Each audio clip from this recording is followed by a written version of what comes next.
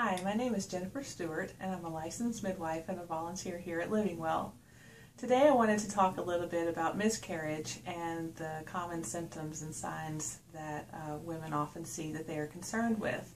The big symptom that a lot of mamas experience is bleeding, and that's where I get a lot of questions as to what's normal and what's okay. So the three things that I always ask about is amount, or the quantity of it, the color of it, and how long it has been lasting. The amount is defined as either spotting, which is when you wipe that you would see some on your tissue, or actual bleeding is when you see it inside of your underwear or possibly even in the toilet.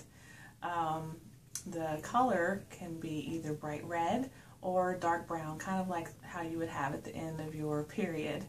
The length of time is that I would normally ask about is if you have a couple of events of spotting or bleeding throughout a day, or it might go over a couple of days, or it could be a continuous amount of bleeding throughout a 24-hour period.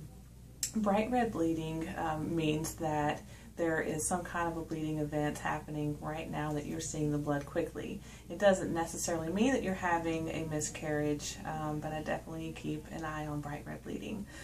It will often just turn to dark red, which means it's just tapering off and whatever it was is over now. The dark red bleeding means that there has already had an event that's occurred that you're just now seeing the blood, so it's just not fresh.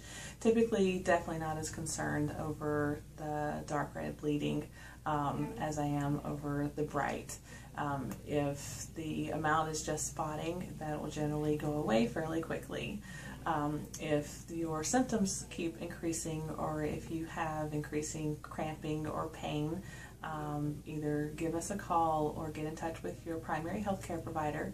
And in the event that you do have a miscarriage, we welcome a call or a visit from you to help you through the grieving process, because every baby is your baby, no matter how long that you've known them.